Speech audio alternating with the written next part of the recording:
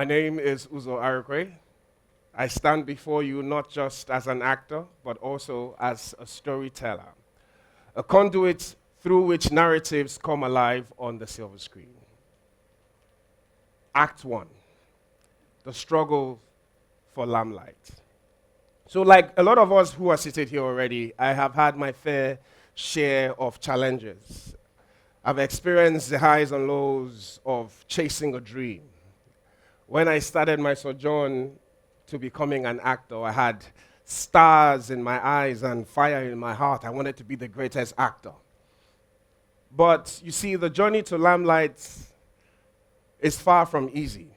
It comes with a lot of rejections, a lot of auditions gone wrong. In fact, I had a constant battle with self-doubt. And all of these were my companions, my daily companions. But somehow, in the midst of all of this gloom and darkness, I found solace in storytelling. I just wanted to tell a story. I just wanted to tell a story. So it takes me to the second act, Act 2, the narrative orgasm.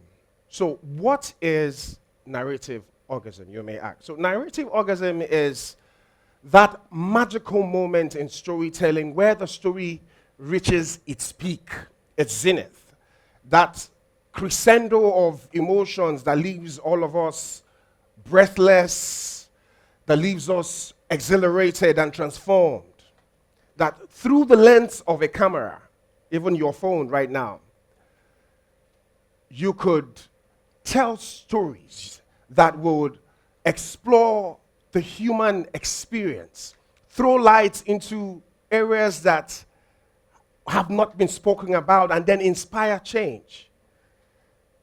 That even through a lot of things that people have not even spoken about, you can tell your own story. Act 3, the cinematic power of storytelling. Now, before I proceed to the cinematic power of storytelling, I want to just tell you something about me. So I was born into a family of an engineer and a teacher. And then before my parents had me, they were married for about 7 years. So I was a miracle baby. And after they had me, I was the only child for about 13 years before they had my younger brother.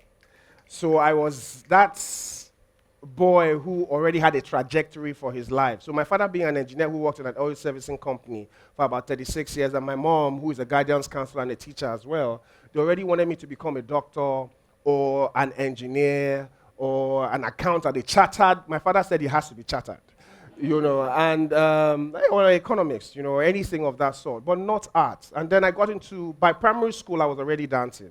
I was dancing so much that people started calling me Okoso. Okoso in Igbo language is somebody who can dance. Some people also called me Little Michael Jackson. At that time, it was Running Man. I don't know if all of us know Running Man, MC Hammer, Shino Peters was the rave of the moment. And I could dance, bust all the moves at the time. Every party that I went for at the time, I would come out tops, when it comes to dancing competitions. Somehow I went on to secondary school. I continued to dance. And then I started singing. I found music. And then, while I was finding my voice in music, we were introduced to literature. Books like Things Fall Apart, The Second Chance, She Stoops to Conquer, Lion and the Jewel, The Gods Are Not to Blame. So I found out that there was power on stage. There was power that I could share if I was a performer.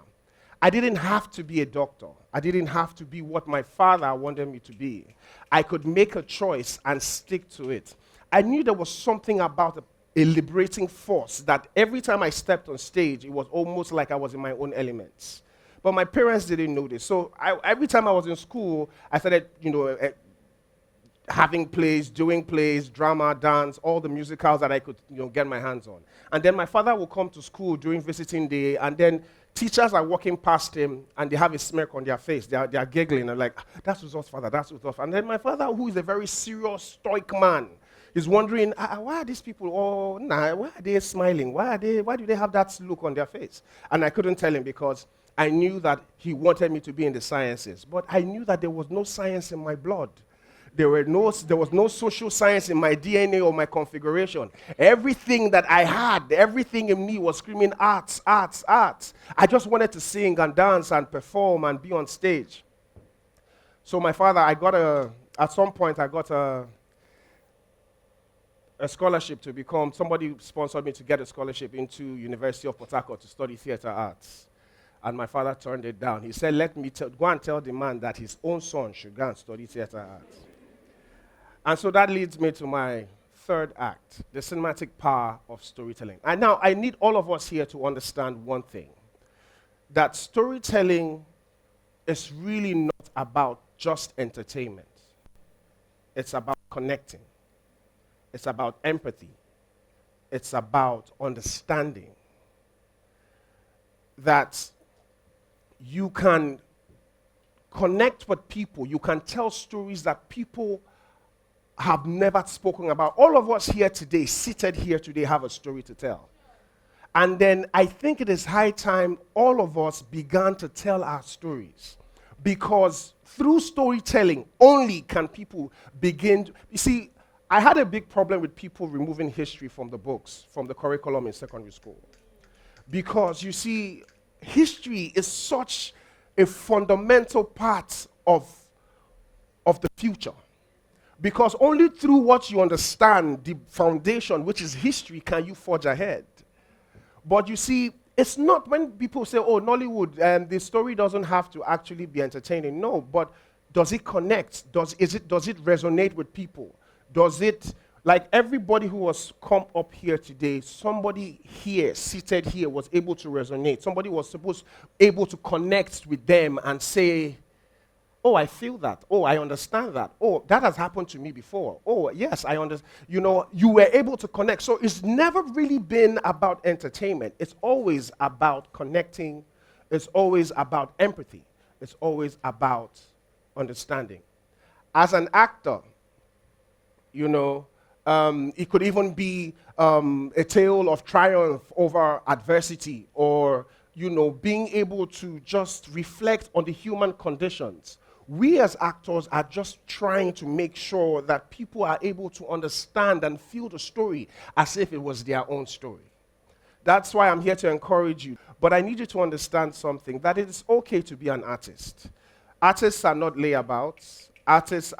We are not good for nothing. I have 2 degrees in economics, and I have a master's in business administration. So I'm not stupid, I'm not dumb. The greats, RMD, after theater arts, he went back to school to study law. The same thing with KOK. A lot of other people are Kate Henshaw is a pharmacist. You know, so a lot of them like that we are not stupid people. But storytelling is something that we have come to realize is a fundamental thing that everybody needs. I promise you that if all of us here can tell a story and tell it very well, all of us will be better for it. Act number 4, embracing the journey. Now, being an actor has taught me many things, but one of the things that it has taught me is perseverance, resilience, and the ability to embrace the unknown. As an actor, we are artisans of emotions. And by that, I mean that we are able to convey, to show people that we want them to laugh or cry or feel the story as if it was theirs, like I said before. So you must understand that you must embrace your journey. No matter how bad it is, there's a reason why God put you on that path. When you find obstructions, when you find people antagonizing you and saying, yo, you can't do this, tell them that I will do it even times 10. Because that was what I did. So what happened was that after I finished my NYSC, I had been acting all my life. In fact, some of my lecturers said that, and that means that you know you're very smart, you're book smart, but you don't come to class. So most times I would be rehearsing or, you know, doing a drama or something like that. And then every time I came to class and I spoke, everybody just thought I was very intelligent, but I think it was just the acting thing, you know, speaking plenty English, you know.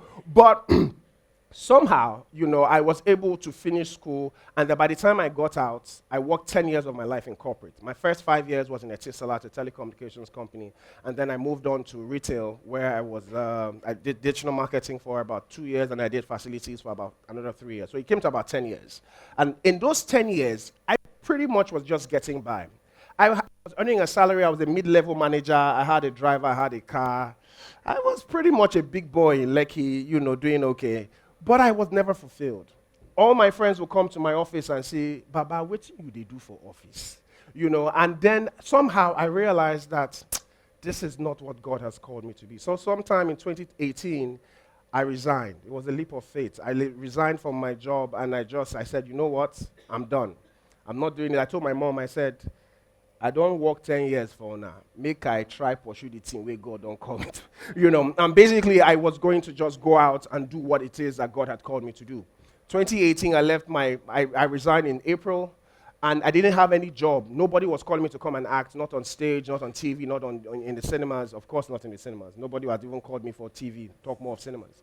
And then somehow in August 2018, I started, I delved into Iroko Films, Rock TV, thank God for the producers who hired me at the time. And I told God, I said, if this is what you want me to do, show me a sign. And somehow, towards the end of 2019, I was nominated in the AMVCAs. I was nominated twice in the same category for Best Actor in Comedy in the AMVCAs. That was all the sign that I needed at the time. And since then, I have been doing it. I've gone ahead to do a lot of cinema films, TV films, adverts, TVCs. Just recently, I was part of A Tribe Called Judah. Now, it's such a blessing because I was being part of a project that has really done so well. It hit over $1 billion in the box office. And this was somebody who, I'm telling you for a fact that if you are in the center of God's will for your life, you would be fulfilled, you would have money, and people will be clapping for you like for me, or snapping for you. But I thank God, and just to wrap this all up, in the words of the great Shakespeare, all the world is a stage, and the men and women are mere players. So let us embrace our power, the role of storytelling in our lives. It's important to tell our stories, whether it's through documentaries, whether it's through films, whether it's through skits, whether it's even an article. Tell your story. That is why there's the book of Luke. That's why there's the book of John. That's why there's Matthew, there's Mark. Because you have to put these things down, and you'll be better for it. Thank you very much. Thank you for having me.